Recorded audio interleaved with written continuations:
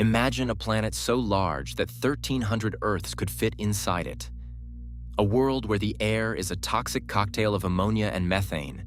The rain might literally be falling diamonds, and a single storm has been raging since before the United States was even a country.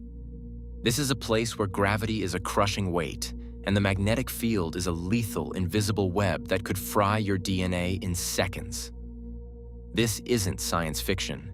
This is Jupiter, the undisputed king of our solar system. But beauty is a mask. Behind those iconic marble-like stripes lies a reality so violent and alien that it challenges everything we know about physics. Jupiter isn't just a planet. It's a heavyweight that dictates the laws of our neighborhood. It contains more than twice the mass of all the other planets in our solar system combined. If you took everything, Saturn, Neptune, Earth, Mars, and piled them on a scale, Jupiter would still outweigh them all by a factor of 2. Astronomers often call Jupiter a failed star. It's made mostly of hydrogen and helium, the exact same ingredients as the Sun. If it had been just 80 times more massive during its formation, it would have ignited nuclear fusion, turning our home into a binary star system with 2 suns. But even as a planet, its history is dark. Scientists have a theory called the Grand Tack. It suggests that 4.5 billion years ago, Jupiter was a rolling stone. It migrated inward from its birthplace, moving as close to the Sun as Mars is today. This wasn't a peaceful journey. It acted like a cosmic wrecking ball, scattering the disk of material that planets use to grow. This is the Mars problem. Mars is tiny because Jupiter literally stole its food during this migration, leaving the red planet a stunted, barren world. We only exist because Saturn formed just in time. The 2 giants entered a gravitational resonance that acted like a tether, pulling Jupiter back to the outer reaches before it could crash into the Sun or swallow the seeds of Earth. We are living in a solar system that survived a near miss with its own king. Without that tack back to the outer system, Earth might never have formed at all. Because of its immense gravity, Jupiter has become Earth's cosmic shield. It's a vacuum cleaner for the solar system, but its protection is chaotic and often violent. In 1994, the world watched in horror as comet Shoemaker-Levy 9 was ripped into 21 fragments by Jupiter's tidal forces. These fragments slammed into the atmosphere with the force of 300 million atomic bombs. Each impact created massive black scars in the clouds, gaping wounds in the atmosphere that were larger than the entire Earth and visible through amateur telescopes for months. While Jupiter frequently eats these threats, some researchers argue it's a double-edged sword. Its gravity can also slingshot asteroids toward us that were otherwise headed for deep space. However, on average, Jupiter acts as a celestial bouncer. It keeps the riffraff of the outer solar system, the long-period comets from the Oort cloud, away from the inner planets. It reduces the rate of extinction-level impacts on Earth by an estimated factor of 1,000. Every time you breathe, you owe a small debt of gratitude to that orange giant. You can't talk about Jupiter without its most famous feature, the Great Red Spot. It's a high-pressure anticyclone storm wider than our entire planet. Winds here scream at over 400 miles per hour, but the spot is more than just wind. It's a deep chemical mystery. The red color itself is a puzzle. Scientists believe it comes from chromophores, chemicals like sulfur or phosphorus that react with solar ultraviolet light. Recent data from the Juno spacecraft reveals that the storm extends 300 miles into the atmosphere. This vertical depth is 50 times deeper than Earth's deepest ocean. But here's the mystery. The spot is shrinking. In the 1800s, it was large enough to fit 3 Earths across. Today, barely 1. We are watching flaking events in real time, where small eddies peel away pieces of the storm like layers of an onion. Is it dying, or just going through a lean period? It has survived for at least 350 years, but we might be the last generations of humans to see this iconic landmark before it finally dissolves into the churning clouds.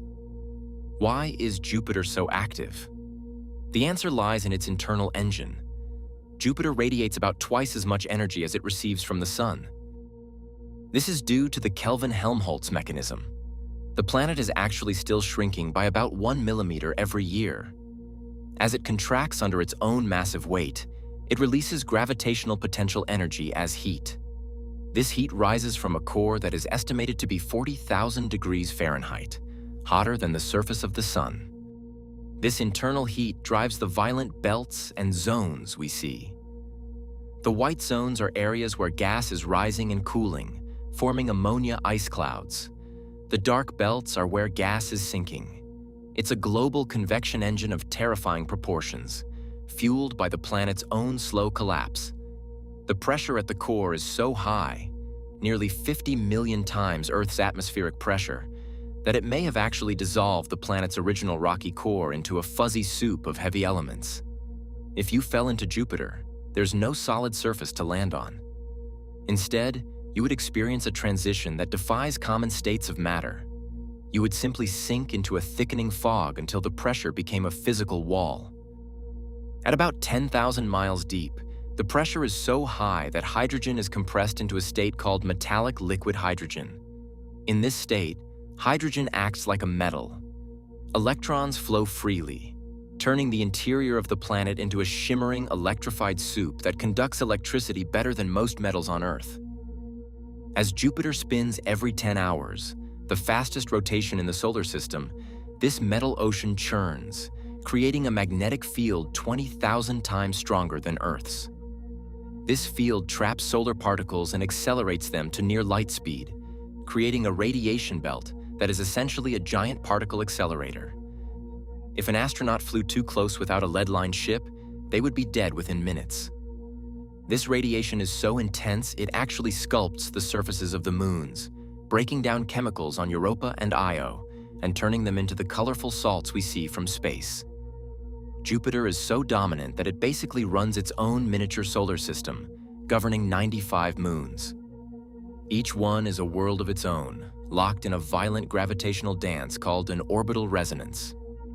There's Io, a yellow-orange hellscape of 400 active volcanoes. It's being stretched by Jupiter's gravity by up to 100 meters every orbit. That's a tidal bulge higher than a skyscraper, creating friction that melts its core. Then there's Ganymede, the only moon in the solar system with its own magnetic field, implying it has its own churning core. But the real star is Europa. Europa is covered in a shell of ice, but underneath lies a global saltwater ocean containing twice as much water as all of Earth's oceans combined. Because this ocean sits on top of a rocky mantle, there could be hydrothermal vents, black smokers, providing the chemical energy needed for life. On Europa, life wouldn't need a sun. It would only need the warmth of its mother planet's gravity to thrive in the dark. We are currently in a new golden age of Jovian exploration. NASA's Europa Clipper and the ESA's JUICE mission are on their way right now, set to arrive in the 2030s. Their goal is to taste the water plumes erupting from Europa's surface and search for the chemical signatures of life. Jupiter is more than a planet. It's a protector, a potential cradle for alien life, and a window into the violent birth of our solar system. If we find even a single microbe in those dark oceans, it would be the greatest discovery in human history. It would mean that life isn't a fluke. It's a universal constant. So, would you ever be brave enough to visit the moons of a planet that tries to kill everything that gets close?